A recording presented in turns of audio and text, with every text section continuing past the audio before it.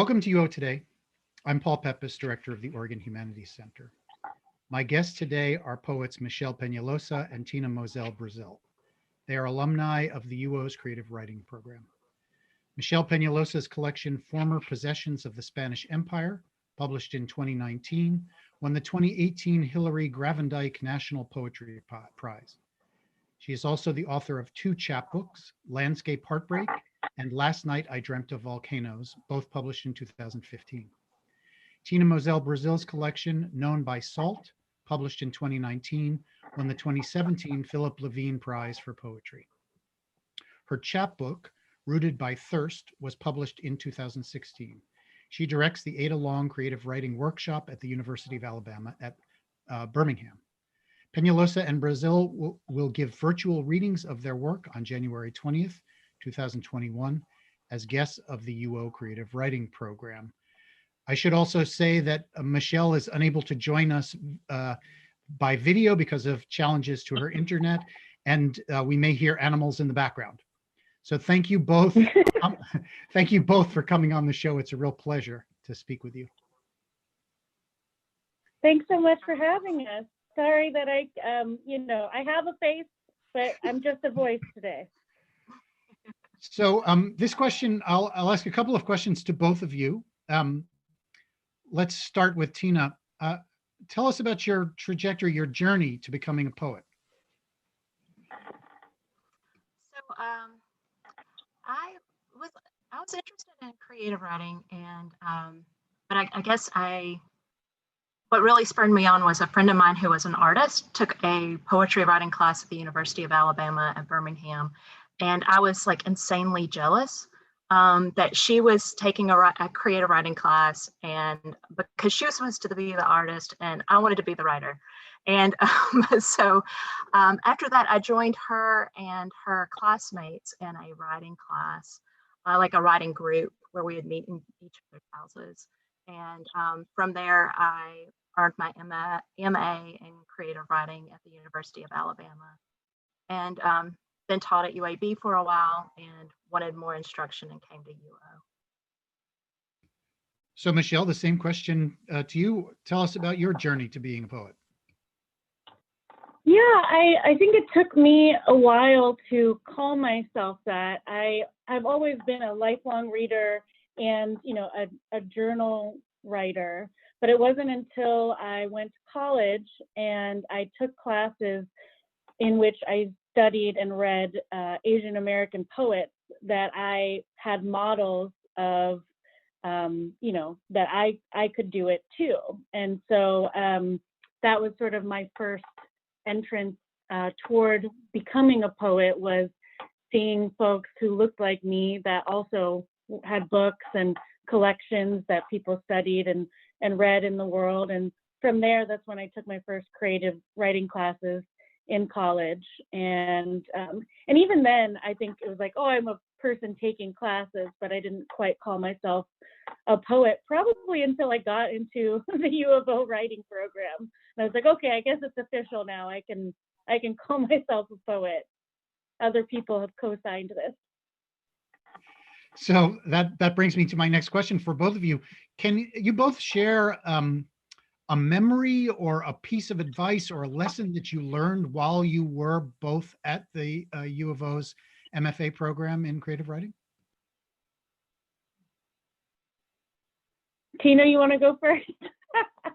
A memory or a piece of advice? Something that you learned that remains important to you as a poet.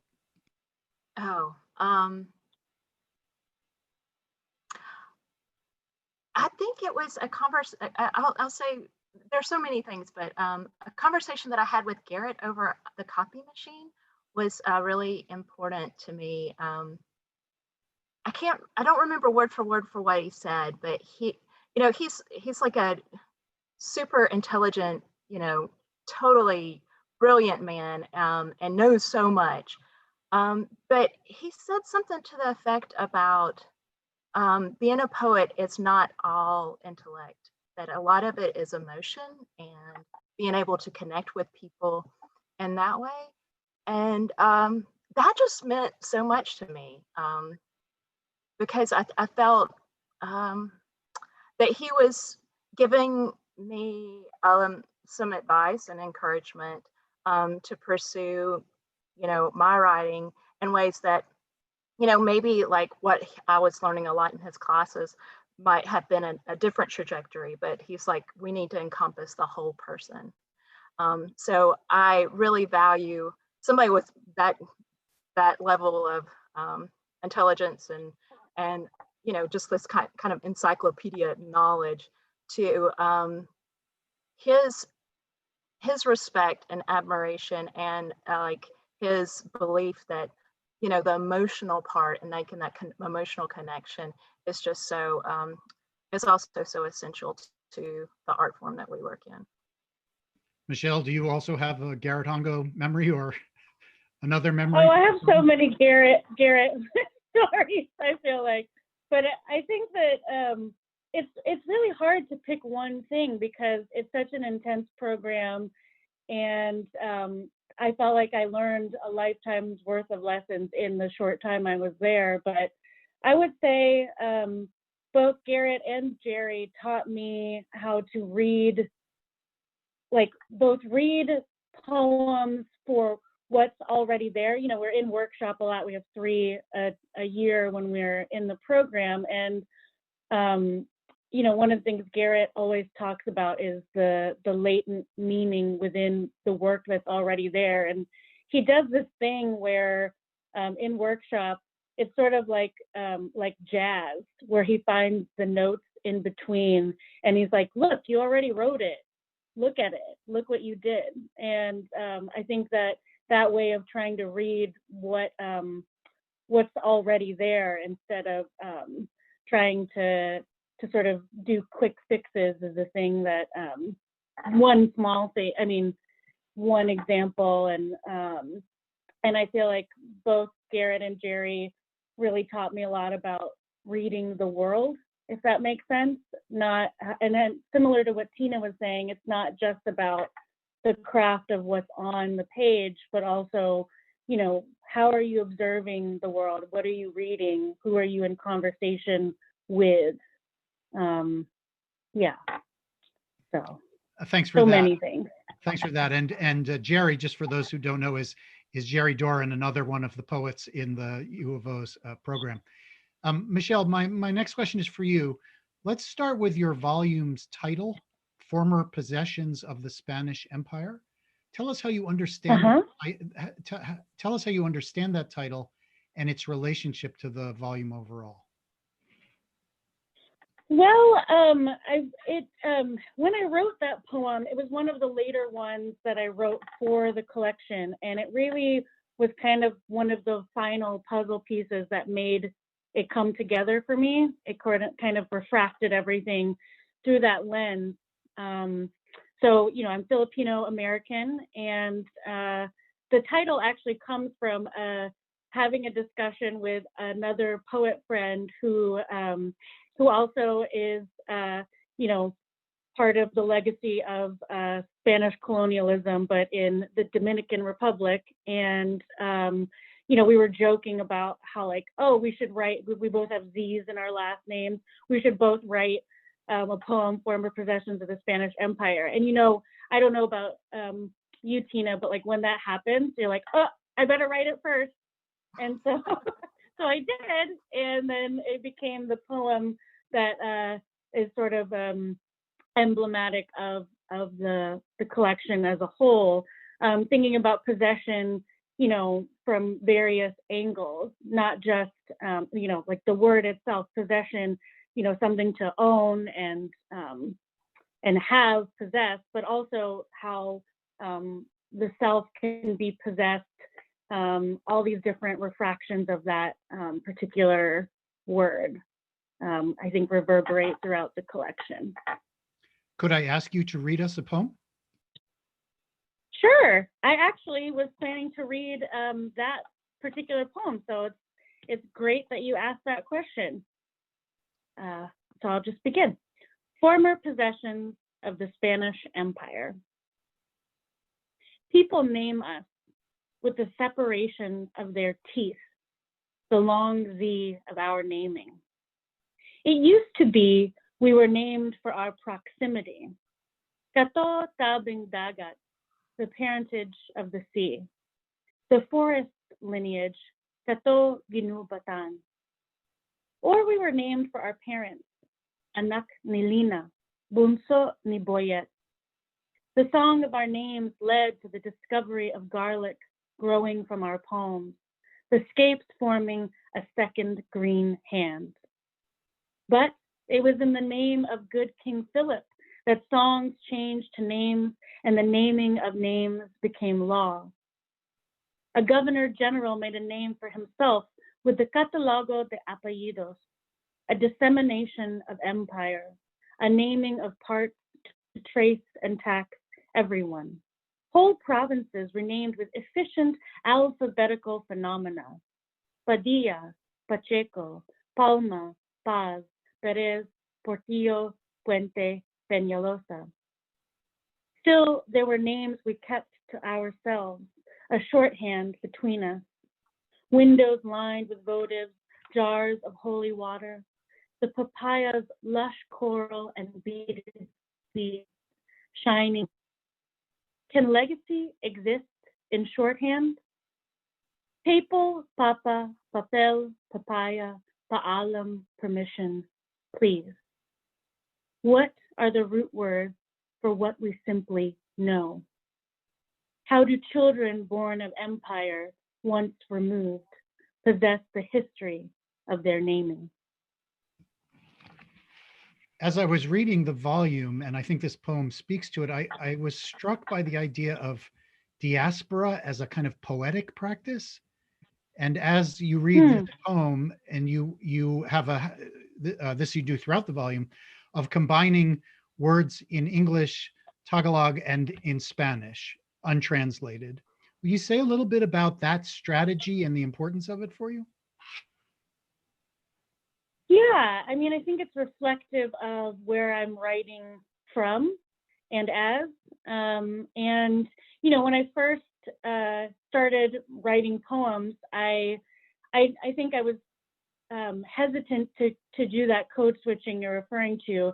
And then once I finally started doing it, I always did so much work for ostensibly, you know, white readers, because I would, you know, do a lot of translating. I would always mark it with italics. I would do footnotes. I would do all of these calisthenics and gymnastics to like explain. And I'm happy to say I don't do that anymore. And the way that it stands on its own is the way that I stand on my own. And that, you know, those interstitial spaces that are where I exist are where my poetry also comes from. So I guess in terms of strategy, it's trying to encapsulate, or maybe not even that, just trying to express like where I'm coming from, or where, not even coming from, where I am. Thanks for that. Tina, I'm going to switch to you now.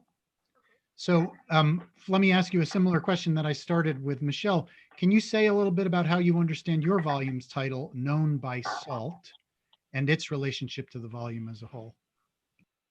Also, a title of a poem, and coming up with that poem, I was thinking of this like religious song that like the chorus is known by love. We will be known by love. And I was thinking like that where I come from a working class background, that we're known by salt or known by our work. Particularly like this kind of situation where you're sitting at a table, and for me growing up, you immediately salted your food. You didn't taste it first. And and my mom claimed that was because like everybody in our family needed a lot of salt. Most of like my dad, his brothers, my grandfather were all construction workers, and they would sweat a lot. So they needed more salt than most people.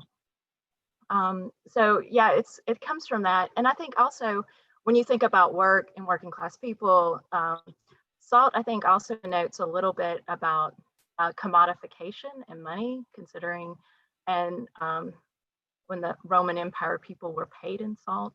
But now it's something that's like one of the cheapest things you can pick up at the grocery store.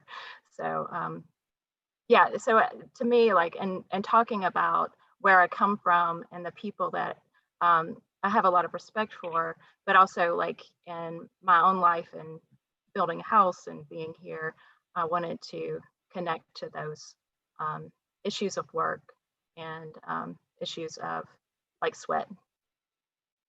So would you share a poem with us as well? Sure.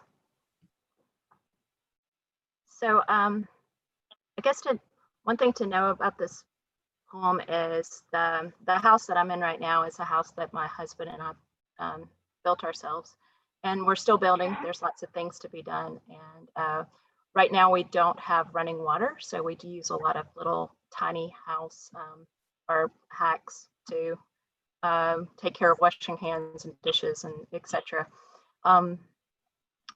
Coming from the South and living in a house without running water and growing up in a trailer park has a lot of stereotypes that are not all positive or rarely are positive. So this poem speaks to those things. Trash. My neighbor burns his beside his trailer. A garbage truck picks up ours. But we have no plumbing. I can't say who is poorer, but his stinks. A singed outlet smell that makes me worry that some base electrical fire hides in our walls. It brings back my grandparents' pile burning, beside the scrawny tomatoes Mom forbid me to eat, the sprawling squash Dad backed over because it grew so close to the rutted drive, and the roses Mama bedded and moated with long stretches of lawn. One vine grew over the bay window of her double wide, as if netting a big catch of pretty. Lipstick on a pig is what my friend said once, pointing out red geraniums hanging from a trailer's porch. A hedge fund banker, she had no idea where I come from. That stunk too. I don't know if it was her or me, the trailer park chip on my shoulder, the one my teacher said I should knock off, still smolders. I do know what people say, that others treasure what you throw out. But I'm afraid I'm like my neighbor, unwilling to give another man mine.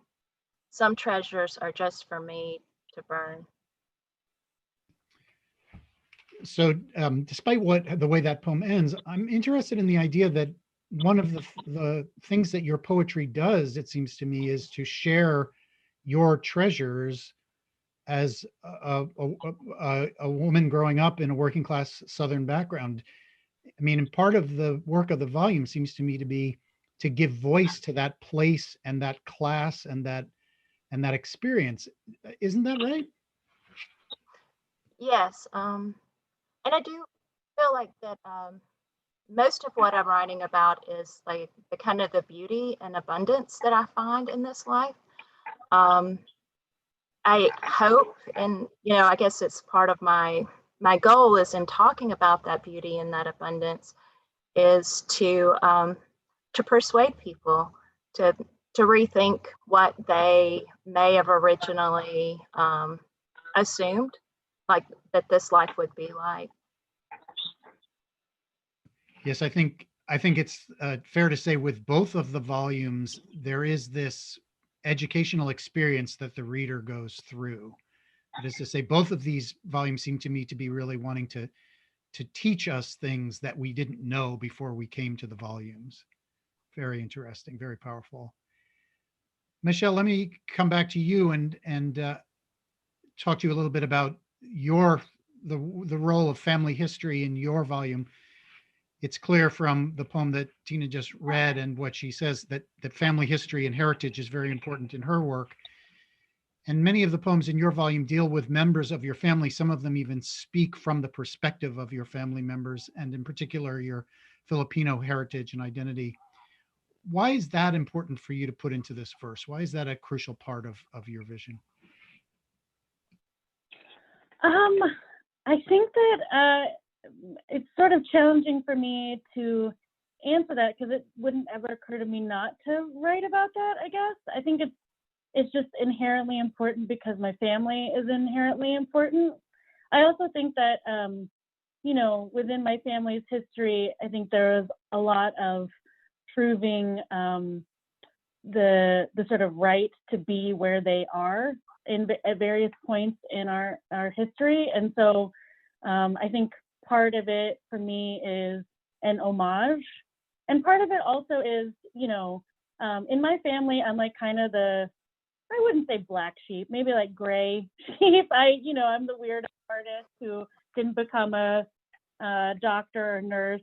And, you know, my family is supportive of me because they love me, but they don't really, I mean, I think a bunch of them have my book, but I would be able to count on my hand maybe how many of them have actually read it, which is not to say, not a dig at my family, but more that, you know, I think that there's a lot that they don't talk about, and there's a lot that's not polite to bring up. And I think that my work is trying to sort of uncover why that is for myself, and also sort of process what that means for how I have been possible and how I have arrived at my life because of the things that my family has done and endured and experienced. And so part of it is homage, and part of it is reimagining and reclaiming. And also their characters, they're also fun to write about too, my mom especially. So yeah. Yes, I mean, the poems about your family members, they really do communicate what characters they are. I love the one where your father takes you to the automobile plant. That's a lovely poem also. Thank you. Thanks. Tina, this next question is for you. You've been characterized as an eco poet, and Yes. you know, I mean, I know that you're actually served as the eco poet. And would you say something about your sense of your relationship to that idea of being an eco poet, and also more generally the importance of nature and landscape in your verse? Yeah, I was very honored to be named the Eco Poet for the Magic City Poetry Festival in Birmingham. I you know, I think in part people saw that I did respond a lot to the natural world when I'm writing, and I do want to write as much about it as I can. I find a lot of inspiration in the things I see, and like I live at the end of a dirt road. So I spend a lot of time outside and in the world. What has been nice about being named as an eco poet and working with the Cahaba River Society is that it's given me many more opportunities, not only to appreciate that, but to make some lots of bridges between poetry and environmental concerns. I read for the Alabama Water Alliance water rally this year. I've done some creative writing hikes, like where we would hike and write poems along waterways. And I've done some environmental like curriculum for the outreach that the Cahaba River Society does. And so to me, this has been, you know, it's kind of opened a door for me, which I'm really enjoying, and has really encouraged me to pursue more because I like the purpose of connecting art with something that is really important for all of us.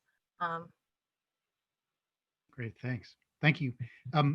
Michelle, that brings me to my next question, which is about your previous chapbook, The Landscape Heartbreak Project, which resonates in lovely ways with what Tina was just saying. Would you tell us a little bit about that, Michelle? Yeah. So basically, I had this project, this idea that came to fruition where people took me on walks to places that they'd had their hearts broken, and it all took place in Seattle.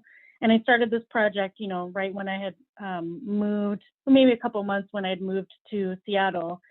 And it was a really, you know, very unique way to get to know the city. And the poems, I recorded all of the walks that people went on with me. And, you know, some of them, like the longest one was maybe almost 20 miles. And then the shortest one was maybe like a block that we just kept circling.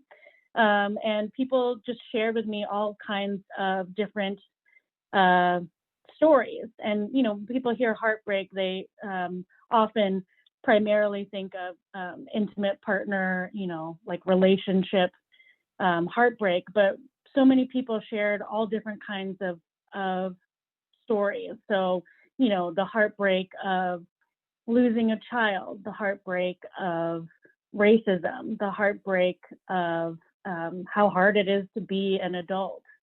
And so it was just a really, really wonderful project for me, selfishly. Like I got to know so many interesting people. I have a lot of good friends actually from that project, and also a book. So we're coming to the end of our time, and I have a couple of questions for the both of you to wrap up.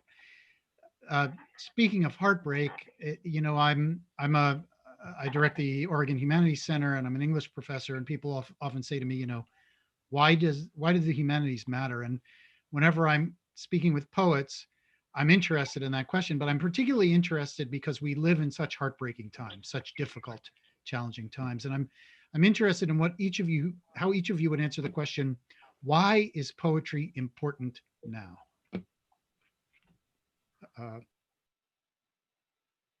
Is that too hard of a question? No, it's just the times are really challenging right now. And that is a question.